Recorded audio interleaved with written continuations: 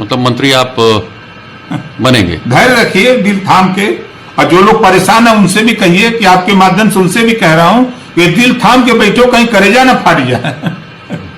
उनसे कह दीजिए दिल थाम के बैठे, नहीं कहीं फाट न जाए, मतलब हार्ट अटैक ना हो जाए। शीर्ष नेताओं पे विश्वास है आपको कि आप लोग मंत्री बनेंगे? बिल्कुल बनेंगे, काहे नहीं बनेंगे।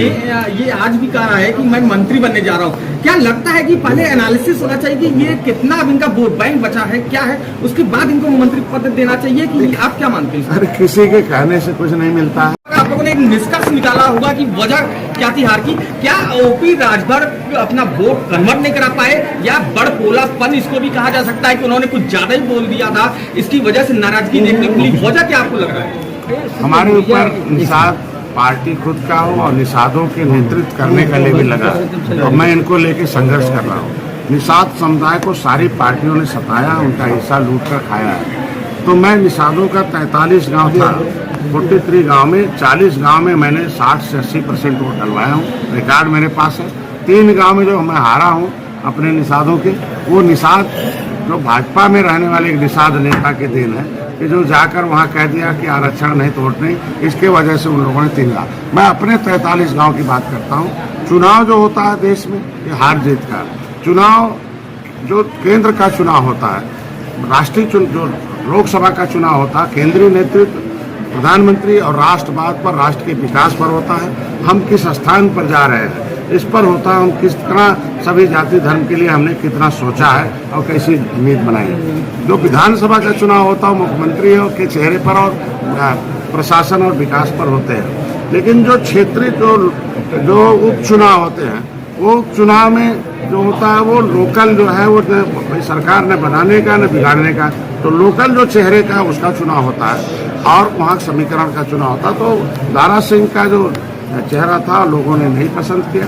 आज के दिन में समाजवादी पार्टी का सीट था, बस अंतर इतने हैं, हम लोग समाजवादी पार्टी से छीनने में नाकाम रहे। भाई उनके पास पहले भी थी, 2022 में थी, आज भी उन्हीं के पास है। तो हम ये कैसे कह सकते हैं कि मैं हारा हूँ? मैं छीन नहीं पाया हूँ। हारे तो 2022 में भी थे और 2000 चुनाव भी अगर हार गए, मैं छीनने में नाकामयाब रहा। अब बाकी के बारे में भैया बोलेंगे, राजभर के बारे में, वो क्या है क्या नहीं है सारे लोग जानते ही हैं, उसके बारे में जवाब दे सकते। मैं अपने बारे में जवाब दूंगा। और भारतीय जनता पार्टी बड़ी पार्टी एनडीए है, उसकी समीक्षा होगी, समीक्षा का जो रिजल्ट आएगा वो आपके साथ। ओम प्रकाश राजभर ने ये आज भी कहा है कि मैं मंत्री बनने जा रहा हूँ। क्या लगता है कि पहले एनालिसिस होना चाहिए कि ये कितना अब इनका वोट बैंक बचा है, क्या है, उसके बाद इनको मंत्री पद देना चाहिए, कि आप क्या मानते हैं? अरे किसी के कहने से कुछ नहीं मिलता है, सिस्टम से होता है। शीर्ष नेतृत्व इस लायक है कि वो बहुत जो जैसा फैसला लेता है। मेरे जैसा एक व्यक्ति गांव में लड़ाई लड़ रहा था मछुआरों का, नदी से किनारे आए, सपा बसपा कांग्रेस का बटन छूने के बाद निषाद 0 हो रहे थे। मैंने एक ही शब्द कहा कि इनका बटन छूना बंद कर दो, हीरो हो जाओगे।